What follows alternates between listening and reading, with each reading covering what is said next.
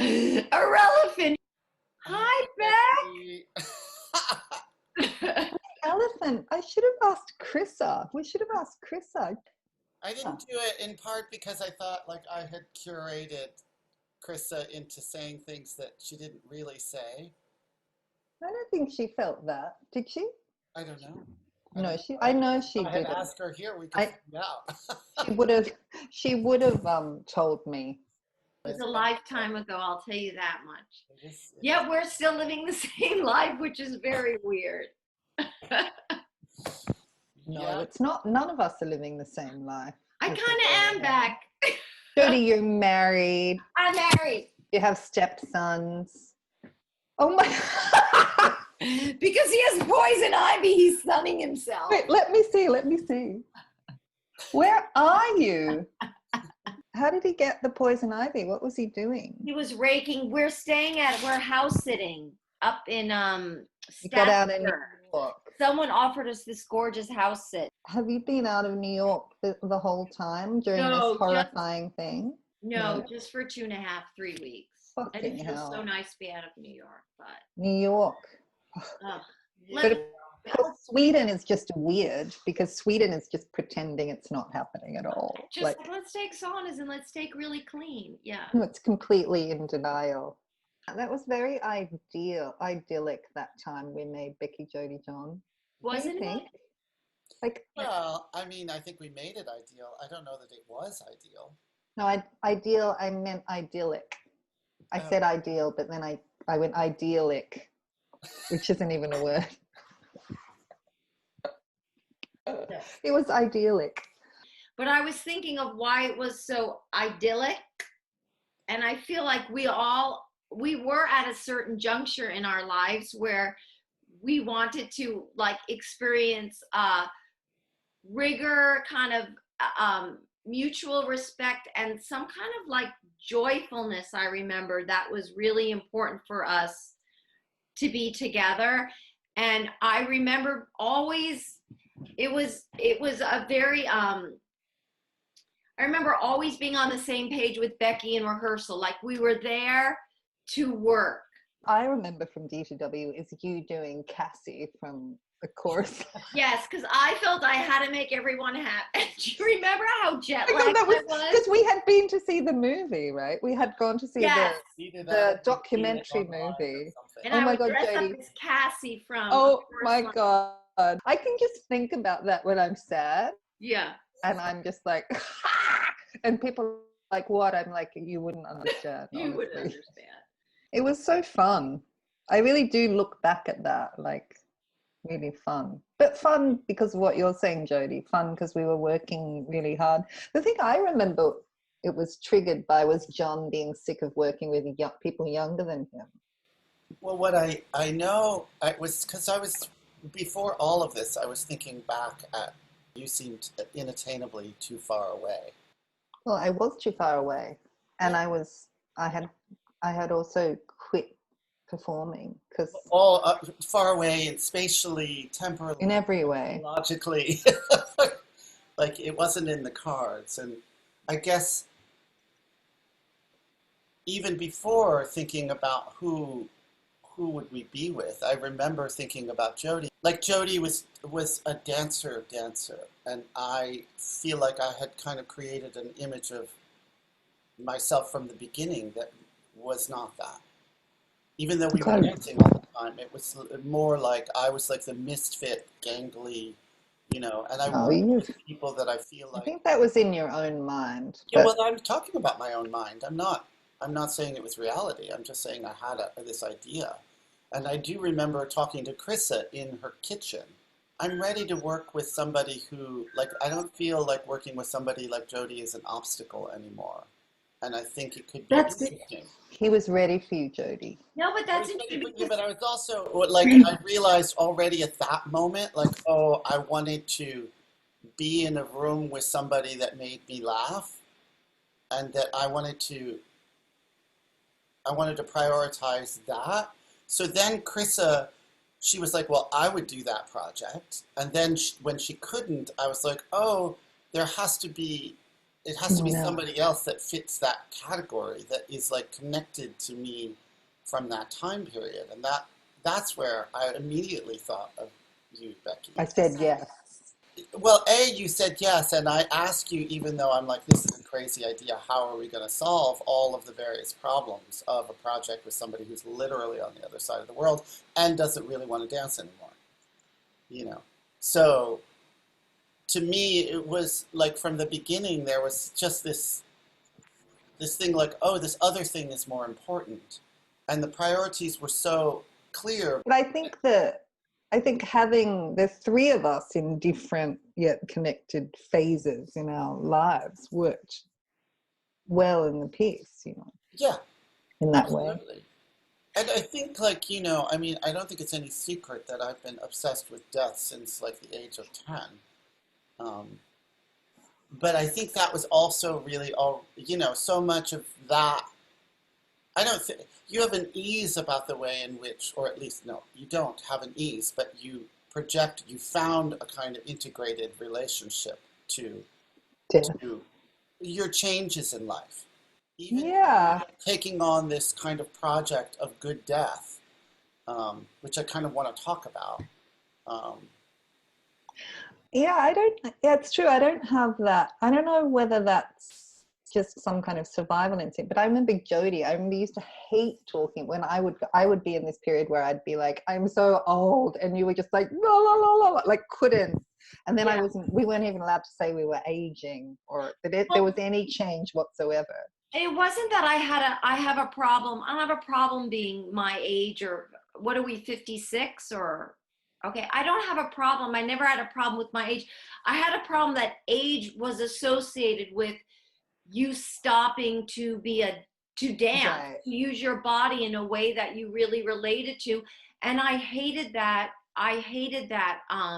relationship. I hated that association, and I wasn't avoiding it. I was loving the fact that I had many iterations of the way I was using my body and dancing, and that I had no desire anymore to do what I was doing in the 90s with like Twyla or someone else, where it was very technically based with jetés and like things that I actually didn't relate to.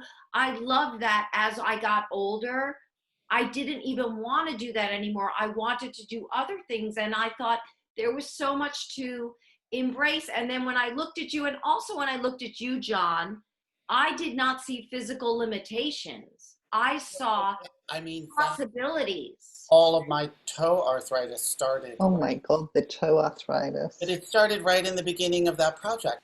It was not only that, it's like I wanted to say, like, I feel like I've been in this midlife crisis since the age of 30.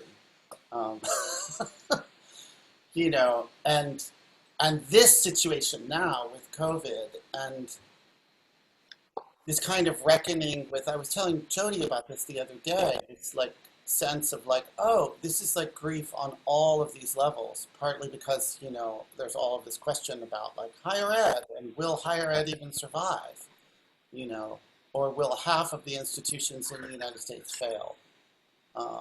And what's going to happen with dance? And here I am, sort of like co-founder and my not-for-profit co-owning a dance and rehearsal development space that's about people coming together, and nobody can be in the same room. So there are multiple different kind of questions in my life about like what is going to be left at the end of this. And already these kinds of questions were there. But anyway, the reason that I brought all this up was I kind of was like thinking about Jenny's proposal over like where does exchange and knowledge in dance go through these like rhizomatic relationship networks. And it occurred to me that all of these kinds of like, I've been thinking a lot about like my whole sense of that and the relationship to teaching and transmission, and all of that is about, you know, it's this contrast between a capitalist ego-driven model where you have to stay intact, and even if you don't stay intact and you evaporate, the memory of you So it's Merce, and it's still Merce, and he's still personified. He's alive even after his death because we identify this thing and we say it's him. Whereas there are plenty of people, and I would say I'm probably one of them, like that touch other people, and their legacy lives on kind of in an embodied way but even after like they're forgotten, like they somehow through what they do and the connections that they have like affect people. But this is kind of like resistant, like this idea that I don't know is sort of quasi-Buddhist, but I don't want to, because I'm the farthest from anybody. I don't know if you can be quasi-Buddhist. Yeah, I don't think so. But it's just like how do you live in a world? I mean, I remember when I took my job at Sarah Lawrence, Becky, and you were like, oh, it's like you have this opportunity to amateurize your creative process. Amateurize. Yeah, Well, I don't know if you talked about it being resistant to professional, because the professional world was about making a living.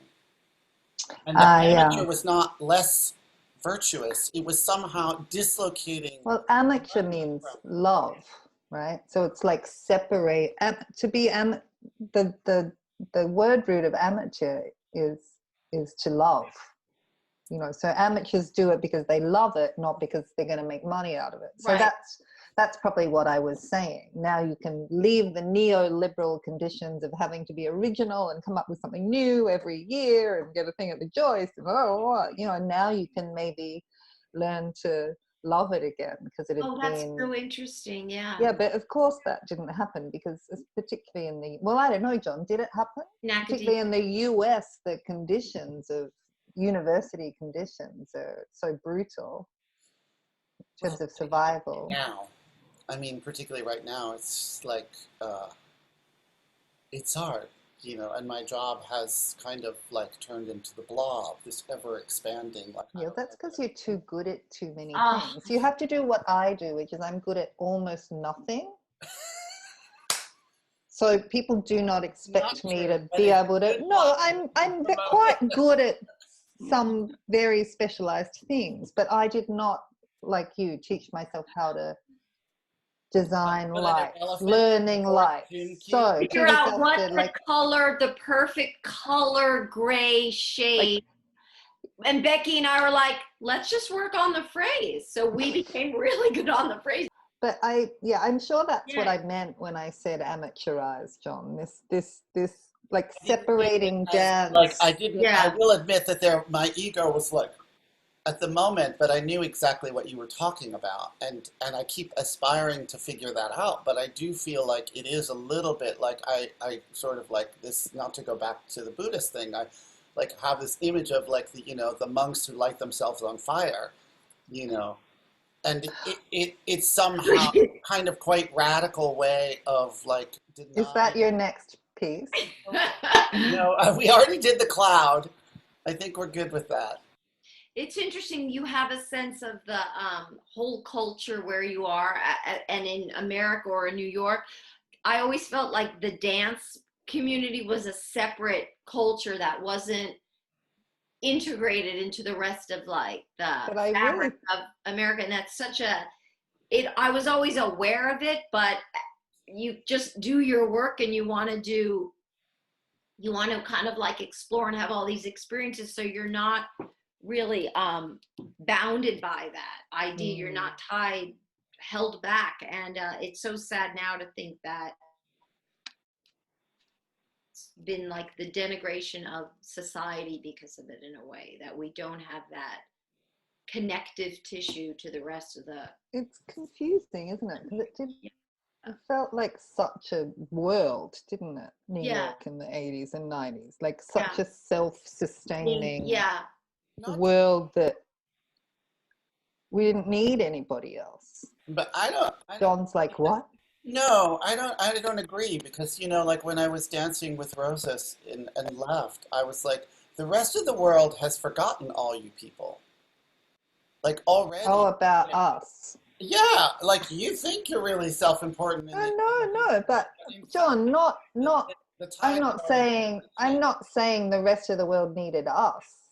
No, we weren't. No, I'm not saying that at all. no. I'm saying we Thought that we were in New yeah. York, and that's what we needed. But I remember, John, I remember being in Stephen's company and touring to Europe a lot in the 80s and 90s and going to see the work. I've actually written about this for something in this conference. But we would sit and watch that work and be like, what is wrong with them? Like, we've already done gender and feminism and like, why, like, it felt so strongly that in Europe those companies were really like, it felt like some weird loop back in time watching it from a New York perspective in terms of the kind of content, like what they were, not the theatricality and the like, this is about like the oppression of women. And this is about, it was just like from the super abstract world that we came from, that just looked so anachronistic to me. And I just wrote this line in this thing I'm writing. I was like, we were really arrogant sitting there looking at, I remember like La La La, Human Steps and, Rosas and DV8 and all those companies that were very big at the time we were touring, and just being like, oh God, they're so out of time. Like, it's so anachronistic. It's so weird. But I didn't realize that was the future. I was looking at it as if it was the past, but it was actually the future. And it was so crazy and confusing to me that, because of course that very few years later, that absolutely became the dominant paradigm. The thing had really shifted. But I remember this 5-year period of just being like, what are they doing? Don't you think that's an inability to kind of perceive cycles? Oh, absolutely. I mean, I'm not proud of it, but that is absolutely, I'm just describing. Or not. It's like you live a life and you don't actually see cycles until you live a cycle. That's right. But it was you very. somehow think like as an undergraduate student, I have all these undergraduate students that think that somehow they're inventing the wheel. Right. And I'm like, some of them, especially people, who are non-binary or whatnot, I'm like, there's a whole bunch of people, and unfortunately, a lot of them died, who really fought to kind of create the context. And you need to connect to that history. Yeah. You need to understand who those people were, not because they're originators and you're not, but that's going to help you in relationship to understanding your project and to deepening it as not something that's happening now, but that is this sort of fabric that is, diachronic, that moves across time, that is not just about like this slice of time that I exist in. But that's really hard if you have never experienced, you think that this is the only time. I mean, I guess it's interesting, the thing about the libertarianness. Well, it's the identitarianness. It's separatist. Yeah. It's the idea that my choices actually don't actually ripple out from me. Right, and don't, right. Like what I think we're talking about today in terms of transfer, everything I do ripples out from me. I think this is something that's been happening in my rehearsal process because I decided to continue for some crazy reason rehearsing on Zoom, even though I think half of it is sort of like a psychotherapeutic process of feeling like the whole thing, the world hasn't disappeared. But I started thinking about the connection. You have a sense that you want to take care of people too. Well, yes. I also wanted to continue the tiny bit of money stream to people whose basically total income stream had fallen through the floor. But in the midst of it, I started to realize, there's this connection between the internet and kind of 19th century spiritualist practices like seances, where we're like connecting to the beyond through kind of technology, as if I was at a Ouija board and like with my fingers on this triangle, trying to sort of like speak with the dead. So I don't know whether that's real. Wow. It's just I like, don't have that. I just get kind of furious. Like I Are you spend mad my, now? I get, no, but I get like, I just want to get in, like I'm so aware all the time of the lack of the information that I want. oh, So I see you, but yes. Yes, Having been in my studio apartment alone for 10 weeks, I agree. I but have no even, idea what you're talking It's about. like 60% for me. yeah, it's really crazy. And even little things like when someone, I'll be having a meeting with my colleagues and someone says something insane. And normally I realize like I do these things in meetings or just in socialness where someone says something weird and I didn't even know this about myself, but I'll go like I'll just try to move so that in a little or big way, so that thing gets a different kind of attention. Do you know what I mean? And I think we all do these things all the time. I hadn't even realized. But do The you way see it we, on Zoom? Do you see people sort of like backing away from the screen? no, not at all. People just sit there like news readers, like we are. Like And people there's no lose relationship to the other people. or It's to space. space or Right. to like, so when you're in a room, like say you said something really unacceptable, Jodi, which would never happen. Never. Or inappropriate. Or that I knew might be weird for John, right? Also would never happen because nothing is weird for John. But I might do a little thing if we're actually in the room together with my body. I would do something. I might move closer to John or put my thing or move that over there so that like we use our bodies and space to do all of this kind of Yeah. protecting and caring and communicate. I mean, it's such an obvious thing to say. And now we're just like this. It doesn't have, yeah. It's just Well, it's really weird because, like, I was in a possible. meeting the other day where somebody in the meeting said something that so enraged me that I was really like, if I could reach through the internet and strangle them, I would. But you're right, and it's also like this funny thing that I realize, like,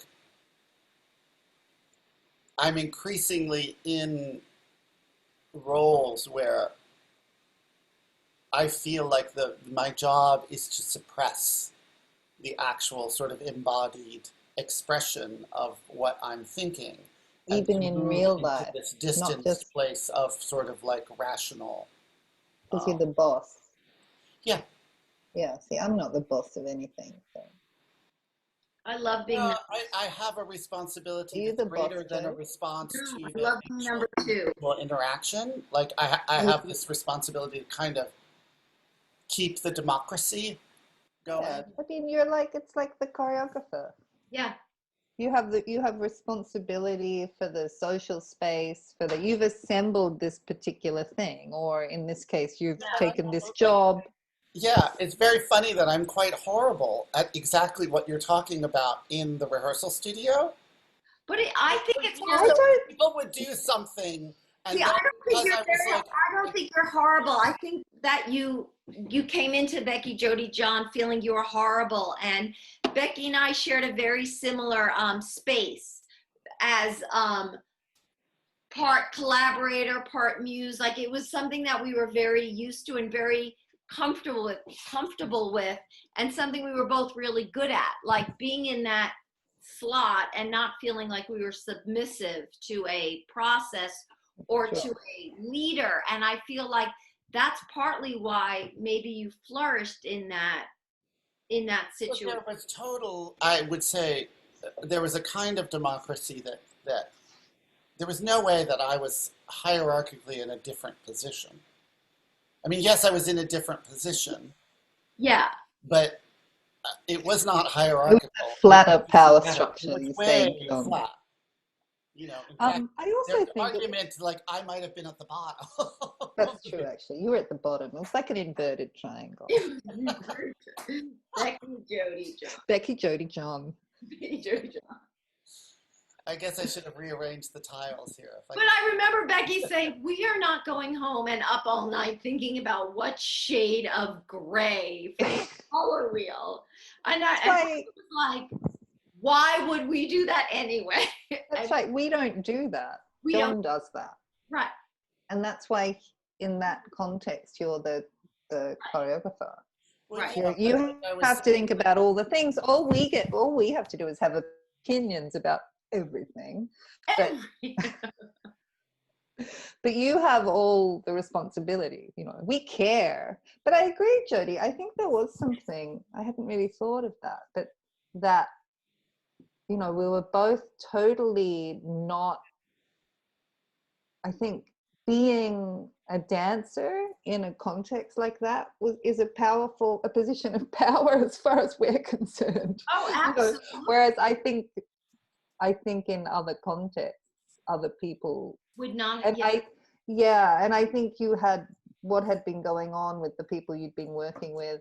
Are you going to edit this, right? No, I'm kidding. But you had been working with a very intense trio for a very long time, and those relationships are temporal. Things don't last forever. Everybody changes. Things change, and they need I hate that idea, Becky. I know, Jodi, but I think that had part of Becky, Jodi, John was you moving on from that very intense period. Well, which had ended a long time before. Yeah, but was ending, took a long time to end too, I think. I know, somehow. I'm like a lesbian that way. That's why we love you. But yeah, so I can't get over it. I was never the standing still, like the Ros Warby can just stand there and turn her head and everyone's like, oh my God. I mean, I had to do like 7 stag leaps in a somersault off. Well, I think that's a conception you have of yourself. Yeah. Because. Well, there's also pleasure in that. And that's what you were doing, for sure. It's really like a memory. Bless you. Is that? No, I don't think. No, I don't think we can get it this way. We're like, oh my God, you just gave it to me, totes. It's interesting though. Do you have that feeling, Jodi, of like a continuum? Because I can see that in your dance. Like the continuum of the. I don't think of what it is, if it's something mystique driven or I think you totally have mystique. I don't think of it that way, but I don't, except for the fact of this terrible accident and what it actually feels like in the ankle and the lack of mobility. I feel kind of exactly the same. Yeah. And as I said, I still do feel like the things I could no longer do are things I'm just not interested.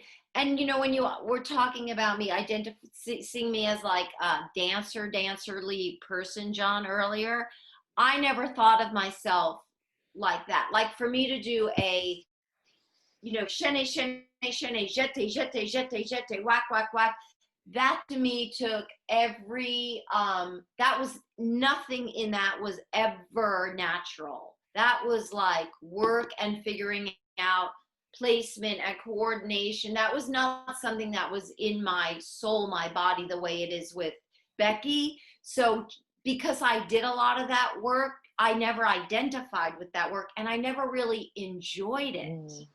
I enjoyed all the other stuff. So leaving that part of my dancing was not like a huge loss. It wasn't a huge departure from who I am. So I feel like as I'm getting older, I've just like became more of like, you know. What does Terry say? Terry says it's the essence. I was realizing because you were talking and the irrelevant is just above you. And there's a way in which you're talking about like who you are and what you do and how you commit to that and how that goes out into the world. And like whether you're relevant or not, it's not about you. It's about like some perception of whether somebody else thinks it's important to them. Whereas you are talking about like, oh, well, actually, this is my wheelhouse. This is my journey, and it's actually kind of my job. There's nothing else I can do other than the thing who I am. So if I don't commit to that, what am I committing to? I think we all were doing that though. I mean, I think it was this intersection of us all at this very great time. I think the piece was great, but I think it was great for all of us too, because it's this like, oh look, we're still deeply connected, but our lives are in these different states. Yeah. And there was something very beautiful about that. Do you remember the section called Becky Jodi John? Something about... Was that the one with the heart attack? No, it was at the end. Yes, it was the one with the head. Oh. And I thought we just were like, and I think you added in Chris's voice saying that was amazing. Yes. I remember the example of where I'm just like, I'm just going to take that and like completely take it out of context. She's not talking about us at all. Talk about transmission between the three of us in that kind of idea, and that going into just a purely physical language. Like I feel like the gelling and the cohesion between us at that moment of making that was really it was like a snowball almost. It was almost unstoppable. Just for that moment, it just sort of riffed. Whether it looked like anything wonderful and exciting, I don't know. I don't care. But the making of it for me, I remember. Well, it's like, it's funny that you bring that up. I remember the touching, the holding on. And that the thing that like so much of, I mean, one of the few little things that I feel like I really understood and did was about like weight and touch, and it's so strange now. Like whether or not that was its own cul-de-sac of kind of research that is sort of like, okay, the world is done with that. But now is this weird moment because I'm trying to build something, and I was like, I realized the other day in the timeline of this project, I'm like, I'm not sure we're ever going to be able to touch each other in the development of this project. Like, maybe we'll get back to rehearsal and we'll be 6 feet apart. And I'm like, what the fuck does that even mean? Like, why would we make anything like that? Like, we're in this world where we actually can't truly interact without potentially endanger, and the piece is really not worth those kinds of risks. So it just made me think about like, wow, the fundamental thing that was in the language of what I felt like I cared about at a particular moment and actually understood and was powerful for me, and I think for at least some people who witnessed it. And then that becomes the very thing that is just sort of like, do. But touch is so crazy because I think we all as dance people just think touch good, like cave people. Like take off shirt in front of people you don't know. Yeah, it just this whole like touch is good. I remember when I started this death research, I went to an elder care center and I was with a sociologist. She was also in the research team. And I was like, I don't even know how to do this research thing, but so I'll just do what she's doing. So she sat in a hallway. We sat in the hallway and we're looking into the like rec room, or where all the old people are having their meals and stuff. And I couldn't speak Swedish, so it was fine. We were just sitting in a room. No one really took any notice of us. But I'm sitting there like, what am I looking at? Like, just this total zero knowledge moment, which I guess we hardly ever have. But I was sitting there like, what am I looking at? And then I was like, oh, touch, oh my God. And then I'm like writing down all the different kinds of touching I can see, and the old people touching each other and the carers touching them and the touchy, touchy, touchy, touchy, touchy. And I'm just like, oh, touch is so amazing. And I'm writing this whole thing. And then me and the sociologists go to lunch and we talk about what we've been taking notes of. You know, it's classic like observational research. And she was like, I was looking at the way touch was used to oppress people's power. Like it's just totally like, it was really amazing. It was like, I was really like, oh, I totally am getting this transdisciplinary thing.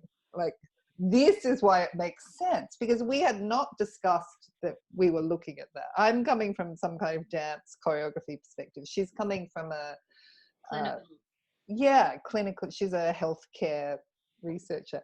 And we'd both been looking at touch. And for her, it was like, it was constantly used to stop people from speaking, to shut them up, to stop them from having any kind of physical agency themselves. Like she had seen the total opposite. Wow, yeah.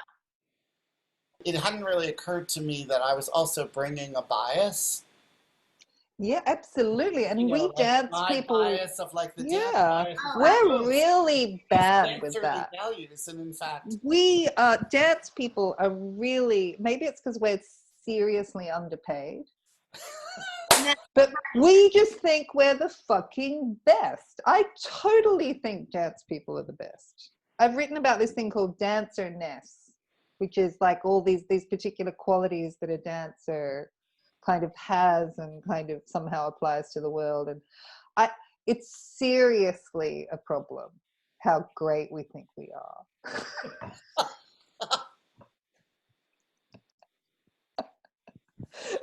But I still think we're great. Like I'm still in a context with Chrissa or Juliet here occasionally, and I'm just like, dance people are really fucking great. It's a kind of, it's spatial thinking, it's social thinking. It's, there's quite a famous TED talk by some education. He's a very famous kind of education researcher in Britain. He had nothing to do with dance before he undertook this huge research project, and he was looking into everything, and at the end he was like, the only thing I think children should actually learn between the ages of 5 and 10 is dance, because it's helpful, it's social, it's rhythmic, it's relational, it's ethical, it gets you into a relationship with your own body all of the time. It teaches respect about and the profound of your body. So that didn't help my exaggerated idea that dance is the best. I want to piggyback on that idea that, like, teaching in a higher up ed, in institutions, universities like Columbia, where if you're teaching a choreography course or a compositional course, and it's open to the whole university, and you get, basketball neuroscientists, the golf team, all different genders, people who are not dancers, they come out of that semester having such a high regard for how a dancer or a choreographer thinks, works, how it changes their research, how it changes their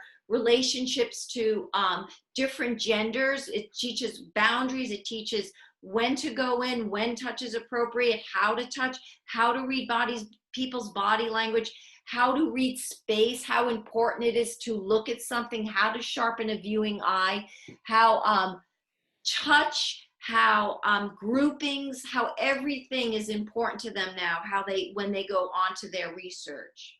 So I do think it's an amazing set of I think it's a pretty incredible kind of matrix for the world somehow. I do think. What, dance? Yeah. Somehow, like the way you're constantly you're connecting your what's going on in your body to what's going on in other bodies, spatially, temporally. Like I just think it's a pretty incredible practice, actually. I do. And I use it all the time. Like I recognize that I use skills all the time, somehow. But I really do. It was really great it's also really great to be like, oh, yeah, it is a bias. We've spent all our lives doing it, but this moment with the sociologist, it really made me go like, oh, there are other, like I was like, oh yeah, there are other ways to look at the world. Like, but it's also good to remember that everybody is biased. Yeah, You yeah, know, yeah, it's just like when we're seeing it, we see these external biases. yeah. Um, Should we end this session with nudity? Now John's a Buddhist. He won't be joining the Exactly. religion. not a Buddhist.